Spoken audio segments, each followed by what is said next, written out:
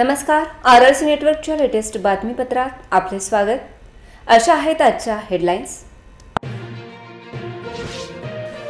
Headlines प्रस्तुत करता the smart electronics mall, MV sales, Kholeshwar road, Akola. अच्छा प्रोडक्ट, अच्छी क्वालिटी।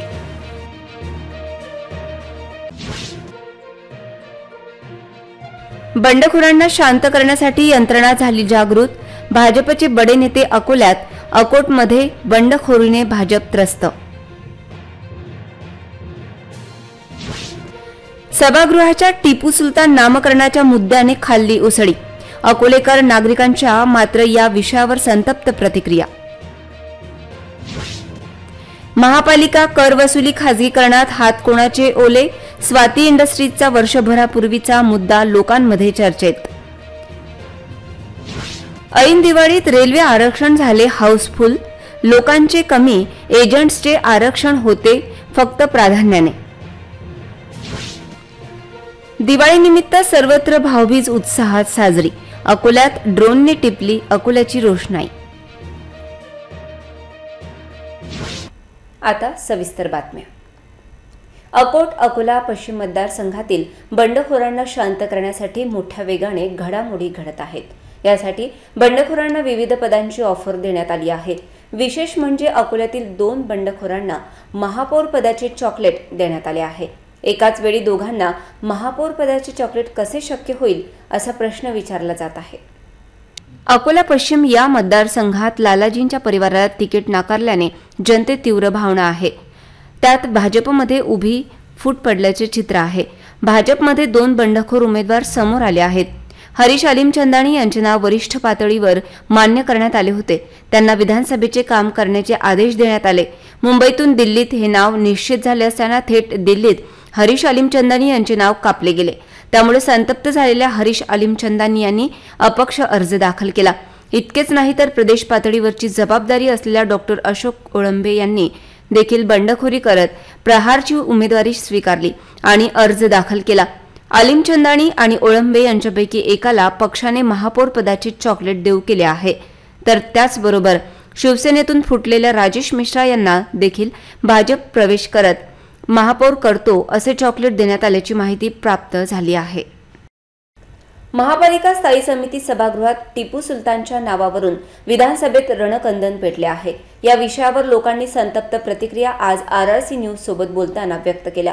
टिपू सुलतान हा राजकीय मुद्दा येत्या विधानसभेत रंगणार असून अकोला पश्चिमचा हा मूळ मुद्दा असला तरी अकोला पूर्वमध्ये देखील या विषयावर जनतेच्या मनात संभ्रम आहे। स्वागत आहे। विधानसभेच्या निवडणुकीत खूप महत्त्वाचा मुद्दा सध्या चर्चेत आलेला आहे की आपल्या महापालिकेच्या सभागृहाला टिपू सुलतान हे नाव देण्यात आलेलं आहे। हे कितपत योग्य आहे? काय वाटतं तुम्हाला याबद्दल? काय मॅडम, ज्यांनी जे काम केलं, आता आपण जर आजच्या टिपू सुलतानचे नाव दिलं, त्याच्यावर कोणाची सही आहे, विरोधी पक्षनेता कोण होता, त्यावर तो जास्त मायने आपण ठेवलं जाते ते आजच्या सारखे। योग्य तर आहेच नाही। टिपू सुलतानचं योगदान महाराष्ट्रासाठी आपल्या इकडे काहीच नाही आहे। आणि टिपू सुलतानच्या नावावर जे जातीवाद आणि हे जे लोक वोटिंगचं जे हे करतात, टिपू सुलतान हे हिंदू मुसलमान जे वादविवाद हे करवतात, हे एकदम गलत आहे। यांच्या वोटिंग बँकसाठी हिंदू मुस्लिम करून लोकांचं म्हणजे जीवन हराम करून टाकलेलं आहे। इथं विकास नावाची इकडे वस्तूच नाही आहे ना। दापी रोडच्या तुम्ही बरसातमध्ये या, तुम्हाला टोंगळ्या एवढं पाणी दिसणार। मालापूर नाक्यावर आणखी रोड पूर्ण झालेले नाही आहेत। इकडे जो पूल बांधलेला आहे तो काहीच कामाचा राहिलेला नाही आहे। इथे योग्य तर नाहीच आहे, कारण बीजेपीचं महापौर असल्यानंतरही त्यांनी नाव हे द्यायला नको होतं। आणि दुसरा मुद्दा हे पश्चिम हे मतदारसंघ आहे। हा मतदारसंघ 30-35 वर्षापासून हिंदी सायडरकडे झालेला आहे। आतापर्यंत त्यांना मराठी माणूस दिसला नाही आहे आणि मराठी माणूस दिसला नसूनही आणि विकास काही नाही आहे। ताप्ती रोडचा विकास अजिबात शून्य आहे। नाही पण मॅडम, आपलं जे राष्ट्र आहे हे हिंदू राष्ट्र आहे। याला इस्लामिक कंट्रीचं कोणतंही नाव देण्यात नाही यावे, या मतात आम्ही नक्की। आपण हिंदुस्थान भारतामध्ये राहतो, महाराष्ट्रात राहतो, टिपू सुलतान नाव देऊ राहिले। तुम्ही कारण सांगायचा विषय नाही। चुकीचं आहे हे, आपल्या हिंदू संस्कृतीला खूप घातक आहे। चुकीचं आहे। शिवाजी महाराजच नाव पाहिजे, शिवाजी महाराजच नाव पाहिजे। शिवाजी महाराजच होतं पहिल्यापासून। चुकीचं आहे मॅडम, 100% चुकीचं आहे. कारण इथे सगळं जे आहे शिवाजी महाराजांचा महाराष्ट्र होता आणि जे काही होतं हे शिवाजी महाराजांच्या त्यांच्याच आदर्शाने सगळं काही महाराष्ट्रात चाललेलं होतं. पण टिपू सुलतान जे नाव दिलं ना, खरोखर आमची पण नाराजी आहे आणि माझ्यासारख्या बऱ्याच लोकांची पण नाराजी आहे. हे नाव काही आपल्या हिंदू समाजात असल्यामुळे आपल्याला ते काही नाव पटत नाही. आपल्याला शिवाजी महाराजचे आपण हे असल्यामुळे हिंदू शिवाजी महाराज हे देवता आहे हिंदू समाजाचे, म्हणून आपण हिंदू असल्यामुळे आपण शिवाजी महाराजच नाव घेणार. आपल्याला शिवाजी महाराजच नाव आवडते. नाही, योग्यच नाही. टिपू सुलतान नाव द्यायलाच नाही पाहिजे ना, छत्रपती शिवाजी महाराज नाव द्यायला पाहिजे. उगाच मुद्द्यांना वाढ देऊन राजनीती पेटून काही अर्थ नाही. हे जे मूळ नाव आहे छत्रपती शिवाजी महाराज हेच दिलं पाहिजे. त्यांच्यामुळेच या देशाला ओळख आहे, महाराष्ट्र राज्य त्यांचाच आहे. आता जर तसं कधी पाहायला गेलं तर याच्यामध्ये सुद्धा करायला नव्हतं पाहिजे. कारण त्याच्या आधी जेव्हा मला आठवते, मी लहान होतो तेव्हापासून पाहतोय त्याच्यावरती छत्रपती शिवाजी महाराजांचं नाव होतं. आता हे बदलून तुम्ही टिपू सुलतानांचं दिलेलं आहे. हे कुठेतरी म्हणजे तुम्ही असं दाखवताय की आम्ही द्वेषामध्ये जसं भावना असते तर ती भावना याच्यामध्ये निर्माण होते. टिपू सुलतानांचं नाव जे दिलेलं आहे हे योग्य तर नाही आहे, पण हे चुकीचं आहे. योग्य आहे का? नाही, टिपू सुलतान हे नाव योग्य नाही. त्याचं समाधान कोणीही करणार नाही. चुकीचं आहे. आणखी काय सांग? हे नाव तर योग्य नाही आहे. कारण की तुम्हाला सर्वात महत्वाची गोष्ट सांगतो की हे जे राज्य आहे आपलं महाराष्ट्राचं, हे छत्रपती शिवाजी महाराजांचं राज्य आहे, बरोबर आहे. आणि ज्या वेळेस बीजेपीची सरकार इथं होती, महापौर त्यांच्याच काळात हे नाव लागलेलं आहे. आणि सर्वात महत्वाची गोष्ट राहिला विधानसभेचा विचार केला तर 2004 पासून इथं बीजेपी सरकार सत्तेत येत आहे. बीजेपी सरकार सत्तेत येत आहे तर त्या दिवसपासून तुम्ही मला सांगा मराठी माणसाला इथं तिकीट मिळालं काय? अकोला महापालिकेच्या कर खाजगीकरणाचा मुद्दा आज पुन्हा एकदा जनतेच्या दरबारात लोकांनी उसळला. कर खाजगीकरणावर लोकांनी संतप्त प्रतिक्रिया व्यक्त केल्या. विधानसभा निवडणुका, महापालिका कर खाजगीकरणाचा मुद्दा उसळला आहे. त्याचबरोबर स्वाती इंडस्ट्रीजच्या नियुक्तीवर प्रश्न उपस्थित केला गेला. आमच्या प्रतिनिधी नेहा पाटील यांनी जाणून घेतल्या जनतेच्या प्रतिक्रिया. सर, स्वाती इंडस्ट्रीजचा जो मुद्दा आहे तो सुद्धा खूप चर्चेत आलेला आहे की त्याच्यामध्ये कर वसुलीसाठी कोण कोण जबाबदार आहे असं तुम्हाला वाटतं? सगळ्यात पहिले तर त्यांनी ठराव घेतला, त्यांचं सत्कार करावा एवढं कमी आहे. कारण की महाराष्ट्रामध्ये पहिली महानगरपालिका अशी आहे की त्यांनी प्रायव्हेट कंपनीला टॅक्स वसुली दिलेली आहे. त्यामध्ये आता आमच्याकडे कागदपत्र तर नाही आहेत, पण असं आम्ही लोकांकडून ऐकतो की यामध्ये जे बीजेपीचे उमेदवार आहेत या भागाचे, पश्चिम अकोल्याचे जे आमदारकी लढत आहेत, हे त्यामध्ये पार्टनर आहेत. त्यांनी टॅक्स वाढावं आणि त्यांनी त्या भरोश्यावर उभं राहावं ही कितपत योग्य आहे. मला अशी माहिती भेटली की म्हणजे आमचा जो अभ्यास आहे, आम्ही जो सगळं शहरात फिरतो, चौकात बसतो उठतो, तर आम्हाला असं माहित पडलं की जे महापौर असताना तर यांनी एका कंपनीला टॅक्स वसुली करायला दिलं होतं. त्यात आम्हाला असा अंदाज आहे की त्यांची पार्टनरशिप आहे असं आम्हाला माहित पडलं. तर या सगळं पूर्ण आपल्या पश्चिम मतदारसंघामध्ये सर्वजण नाराज असं आहेत असं वाटत आहे आम्हाला. ज्या हिशोबाने ते कर वसुली पाहिजे तेच पाहिजे होती. काही ठिकाणी चुकीची कर वसुली होते, काही ठिकाणी योग्य होते. पण हे जे कर लादलेले आहेत, आता 17% कर वाढलेले आहे आपल्या इकडे पश्चिम महाराष्ट्रात, आपल्या ह्याच्यात अकोल्यामध्ये, हा योग्य नाही आहे. कारण की कोण माहिती आहे का, पहिलेच म्हणजे काम करणारे मजूर वर्गदार आहे. आपल्या इकडे कशा कंपन्या वगैरे नाही, रोजगार नाही, 10,000 हजार रुपये महिन्यानं जावं लागते. त्याच्यानंतर काय म्हणतात एवढे मोठे चांगले मुलं शिकतात इथं, बेरोजगार आहे. महाराष्ट्रातील 4थ्या नंबरवर अकोला आहे साक्षरतेमध्ये. आणि एवढं जर असूनही इथं जर कंपन्या नसून काही नसून तर काय फायदा आहे? सर्वांनी इथं उपोषण केले. सर्वांनी जे लोक इमानदारीने टॅक्स भरणारे लोक होते त्यांनी 40% व्याज जास्त भरलं आणि हे लावणारे दोनच व्यक्ती होते, सर्वांना माहित आहे. त्या दोनकडे आपण कानाडोळा जर केला या इलेक्शन मध्ये, तिसराच माणूस निवडून गेला तर चांगलं होईल. जबाबदार म्हणजे भाजपचे जे सरकार आहे, ज्यांनी हे करवसुली आणलेली आहे, जे 4 पट यांनी कर म्हणजे लोकांच्या अंगावर थोपलेला आहे, याची सुविधा काय? तुम्ही लोकांवर टॅक्स घेता, याची सुविधा काय देता तुम्ही? नळ नाही आहेत, 8 दिवसांनी एक नळ आहे, रोड नाही आहेत, लाईट नाही आहे, म्हणजे सगळं तकलीफ असून बी तुम्ही एवढा टॅक्स वसूल करता तर कशासाठी वसूल करता? लोकांना त्रास देता. ऐन दिवाळीत रेल्वे आरक्षण पाहता पाहता फुल होत असल्याने नागरिकांची चांगलीच तारांबळ होत आहे. तासनतास रांगेत उभे राहून काहीच फायदा होत नाही. परंतु एजंटच्या माध्यमातून प्रति तिकीट 500 रुपये जादा देण्याची तयारी असेल तर तिकीट मिळू शकते, अशी धक्कादायक माहिती हाती आली आहे. तर नियमानुसार 15 दिवसानंतरचे आरक्षण मिळण्याची शक्यता आहे. रेल्वे स्थानकावरील आरक्षण खिडकीवर लोक बराच वेळ तिष्ठत उभे असतात. परंतु काहीही उपयोग होत नाही, कारण प्रवाशांची संख्या पाहता आरक्षण स्लॉट लगेच फुल होतो. वेटिंग लिस्ट देखील मोठी असल्याची माहिती सूत्रांनी दिली. सणासुदीचे दिवस आणि प्रवाशांची गर्दी पाहता रेल्वे आरक्षण सहजासहजी मिळणे दिवा स्वप्न झाले आहे. याचा फायदा एजंट घेतात. दरवेळी हा आरोप होतो. काही प्रकरणात कारवाई केली जाते, परंतु गंभीर बाब अशी की त्यासाठी अवैध मार्गाचा वापर केला जातो.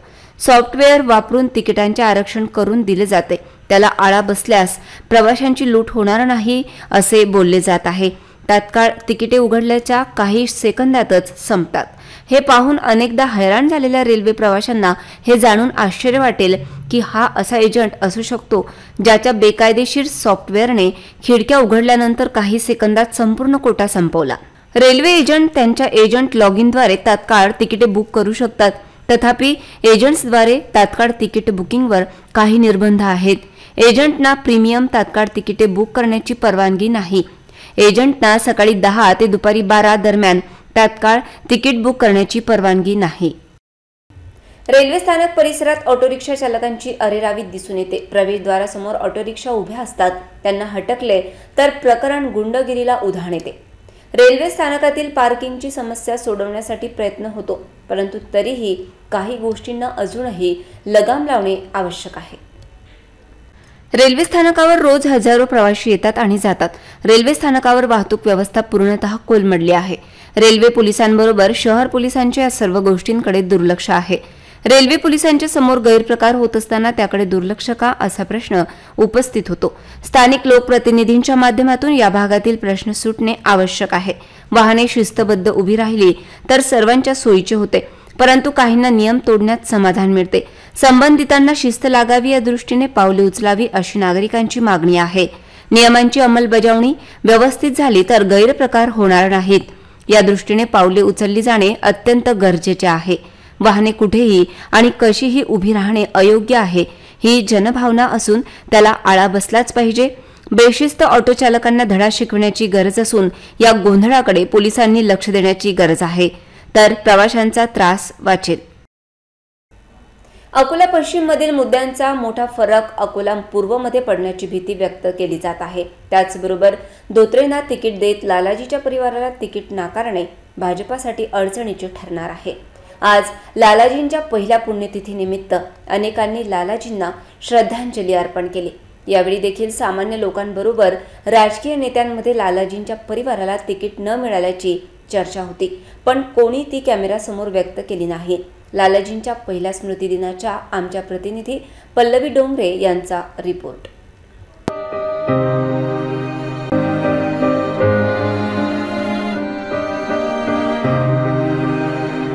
यवतमाळमधील पुसद तालुक्यात जन्म झालेले व्यक्तिमत्व आज आपल्यातून हरवलेले आहेत. बीकॉम शिक्षण अकोला येथील LRT कॉलेजमधून पूर्ण केल्यानंतर 1985 मध्ये डाबकी रोड या भागातून नगरसेवक म्हणून निवडून आले आणि त्यानंतर हा सुवर्ण प्रवास त्यांचा थांबला नाही. 1985 ते 95 मध्ये त्यांची ही कारकीर्द लोकांना इतकी आवडली की पुढे विधानसभेमध्ये निवडून आल्यानंतर तब्बल 6 वेळा ते निवडून आले, कारण ते होते अकोल्याचे लालाजी. अकोल्यातील लोकांनी त्यांना लालाजी म्हणून ही उपमा दिली होती आणि आज त्यांचं प्रथम पुण्यस्मरण आहे. आज आपल्यातून निघून जाऊन त्यांना 1 वर्ष होत आहे, परंतु लालाजींच्या ज्या आठवणी आहेत त्या अद्यापही आपल्यामध्ये आहे आणि निरंतर त्या असतील. आज लालाजीच्या परिवारांमधील सगळे सदस्य आणि त्यांचे आप्तेष्ट, त्यांना चाहणारा जो वर्ग आहे तो आपल्यामध्ये उपस्थित आहेत. आपण त्यांच्या प्रतिक्रिया जाणून घेऊया. आज लालाजी आपल्यामध्ये उपस्थित नाही आहेत, परंतु लालाजींचे विचार आहेत. तर आज ते आपल्यामध्ये नाही आहे, परंतु अकोलावासियांसाठी लालाजी जे आहेत हे फक्त एक व्यक्तिमत्व नसून ती एक भावना होती. काय सांगाल? लालाजी एक ऐसा सूर्य है जो कभी अस्त नहीं होगा. वो एक प्रकाश पुंज है जो सूर्य बनकर भी और चंद्रमा बनकर भी हमारे जीवन को आलोकित और प्रकाशित करते रहेंगे. धैर्य के रूप में, साहस के रूप में, राजनीतिक के रूप में, समाज सेवा के रूप में, राम भक्त के रूप में हमेशा हमारे जीवन में, हमारे सबके अकोलावासियाँ नहीं, हमारे सभी भारतीय जनता पार्टी के हर रूप में वो हमेशा हमारे जीवन में प्रकाश के रूप में हमारा जीवन आलोकित करते रहेंगे. दादा बहुत मजे करते थे, साथ में खेलते थे, लेकिन याद तो बहुत आती है अभी भी. लालाजी फक्त लोकांच्या किंवा अकोला वासियांच्या राजकीय जीवनात सक्रिय नसून ते घराघरात, म्हणजे इव्हन आम्ही बघितलेलं आहे की लालाजी घराघरात भावाभावाचे भांडण झाले तरी त्यांचा विश्वास लालाजी नव्हता की लालाजी आमची व्यवस्थित तुम्ही वाटणी करून द्या, आमचा जो काय तो निर्वाळा करून द्या. लेकिन उनका प्रेम पूरे अकोला के लिए नहीं, पूरे जिले के लिए था. हर परिवार पे उन्होंने इतना प्रेम करे. हर कोई सोचता है कि लालाजी हमारे तो पिताजी है, लेकिन लोगों को लगता था कि लालाजी हमारे हैं. कहीं भी जाओ, अरे लालाजी आमचे घरचे, लालाजी आमचे घरचे. और लालाजी ने सूर्य है लालाजी, जो कभी बुझेगा नहीं. लालाजी मेरे को ये बोलते थे कि मौसा लालाजी आपके बाद हमारा क्या होगा. लालाजी बोलते थे कि बेटा मैं भी मेरे कर्मों पे इतने आगे आया हूँ, तुम भी अच्छे काम करो, पब्लिक तुम्हारे साथ है, लोग तुम्हारे साथ है, सब अपने लोग है, मेरे को इतना प्रेम दिए, तुम उनके साथ रहो, मिलजुल के रहो और सबके आना जाना रखो. उनका एक ही उद्देश्य था कि तुम आना जाना रखो, संबंध किससे खत्म मत करो, जीवन में आगे बढ़ते रहो. अब उनकी कमी तो क्या है, वो पूरी हो नहीं सकती, हम बता भी नहीं सकते कि इतनी बड़ी हानि हमारे जीवन में हुई है. जुन्या शहराकरिता तर लालाजी एक मातृत्व म्हणजे पितृतुल्यच होते की ते जे गोष्ट म्हणतील आणि प्रत्येकाला कुठली अडचण जरी आली तर प्रत्येक विषय जो असा की लालाजींकडे तिथे गेलं म्हणजे आपलं प्रत्येक काम होईल, प्रत्येक काम आपलं सुटेल, अशी एक शाश्वती सगळ्यांना होती. लालाजी का जो संबंध वो हमारे सिंधी समाज के प्रति विशेष रूप से संबंध था, कारण कि लालाजी एक व्यापारी थे और उनका जो व्यापार था, व्यापार के कारण हमारा समाज उनके साथ में ज़्यादा प्रेम से जुड़े हुआ था. तिरुपतीमध्ये बालाजी आणि अकोला शहरामध्ये लालाजी हे जे वाक्य आहे हे कधीच न पुसणारं वाक्य आहे, आमच्यासाठी तरी वाक्य न पुसणारं आहे. आमदार गोवर्धन शर्मा यांच्यासोबत जो माझा प्रवास राहिला, मी वयाच्या 12 वर्षापासून 12व्या वयापासून मी राजकारणात आहे ॲक्च्युली. आणि त्यांनी जो मला माझे वडील बंधू स्वर्गीय अरुणभाऊ जिरापुरे वारल्यानंतर जो साथ दिली मला, म्हणजे एक उदाहरण तुम्हाला सांगू शकतो. मी 2007 मध्ये बहुतेक महानगरपालिकेची निवडणूक हारलो होतो. मग त्यानंतर मला अविरत त्यांनी 1.5 वर्ष, परिवाराला सुद्धा माहीत आहे, जिरापुरे चलो साथ में, आणि मी त्यांचे जेवढे मित्र परिवार असे म्हणजे तिथं त्यांच्यासोबत फिरलेलो हो. इव्हन एक वेळ आम्ही प्रचाराला गेलो होतो पुसदमध्ये, म्हणजे त्यांना नाईक साहेबांचा फोन आला, तुम काय को आहे पंडितजी. पंडितजी म्हणायचे त्यांचं सगळं मित्र परिवार, आप क्यों आए, आप जल्दी चले जाओ. मग यांच्याच परिवार, यांचे पुतणी राहते, त्यांची एक नोकरीने उभी केली होती लोकांनी, ते बहुमताने निवडून. लालाजी सोडून गेल्याच्या नंतर सुद्धा त्यांच्या आठवणी आणि त्यांनी केलेले कार्य हे आम्ही सर्व अकोल्याची जनता पुढे नेऊन त्यांचे स्वप्न अकोल्याला सुंदर व योग्य करण्याकरिता जे त्यांनी पाहिलेले आहे ते आम्ही सर्व करू अशी राजेश्वर महाराज चरणी प्रार्थना करतो. पुण्यस्मरणानिमित्त एक खास विशेष रिपोर्ट केला होता, कारण की लालाजी जे आहेत ते संपूर्ण अकोला वासियांसाठी एक पितृतुल्य प्रेरणा आहेत.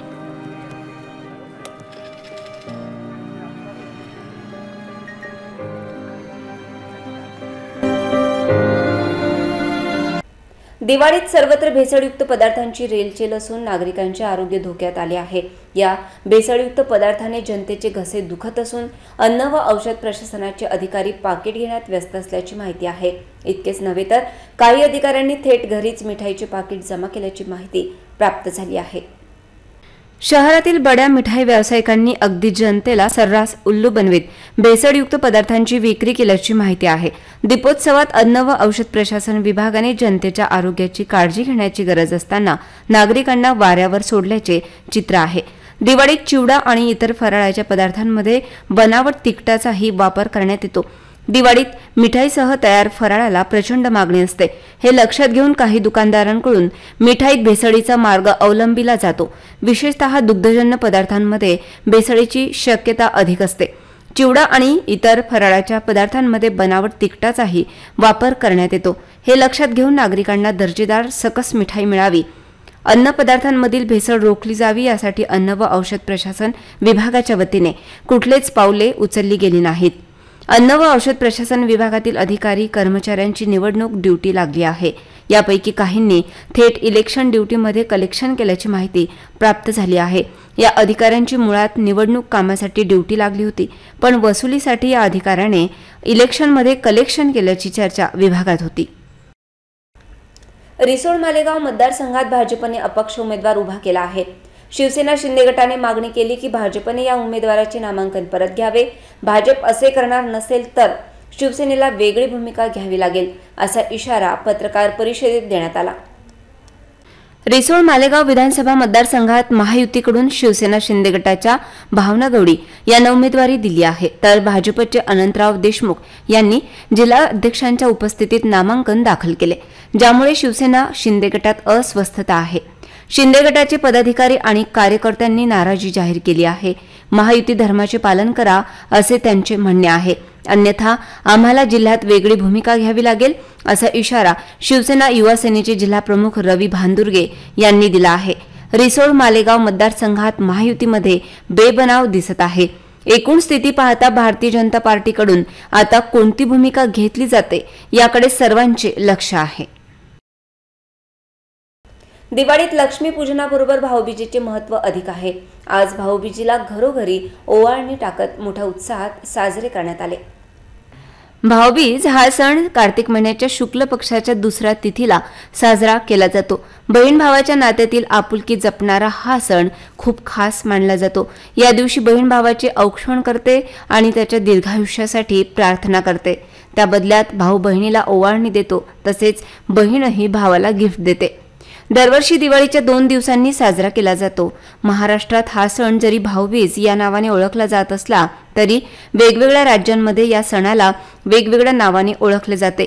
महाराष्ट्र, कर्नाटक आणि गोव्यात मराठी आणि कोकणी भाषिक समुदायांमध्ये हा सण भाऊबीज, भावबीज किंवा भाईबीज या नावाने ओळखला जातो। महाराष्ट्रात भाऊबीजेच्या दिवशी भावाला रांगोळी काढून सजवलेल्या चौकोनी पाटावर बसवले जाते। यानंतर त्याचे औक्षण करून त्याला गोडधोड भरवले जाते। अशा प्रकारे त्याच्या दीर्घायुष्य व उत्तम आरोग्यासाठी प्रार्थना केली जाते। यावेळी बहीण भावाला आणि भाऊ बहिणीला गिफ्ट्स देतो। दिवाळीत आज भाऊबीज निमित्त शहरातील रोषणाई आणि आतिषबाजी करण्यात आली। अकोला शहरातील रोषणाई आणि आतिषबाजी ड्रोनद्वारे शूटिंग काढण्यात आले। अकोल्यातील ड्रोन ऑपरेटर शिवम बोदड यांनी काढलेला व्हिडिओ पाहू।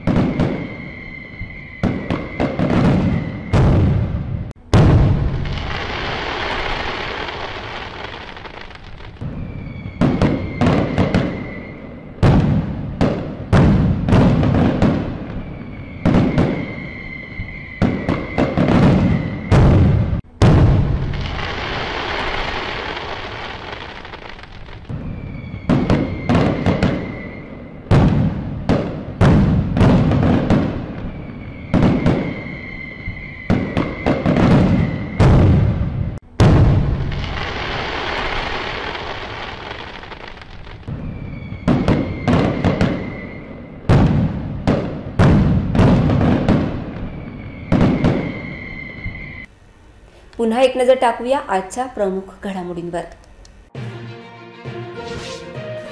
हेडलाइन्स प्रस्तुत करता the smart electronics mall, MV sales, Kholeshwar road, Akola. अच्छा प्रोडक्ट, अच्छी क्वालिटी।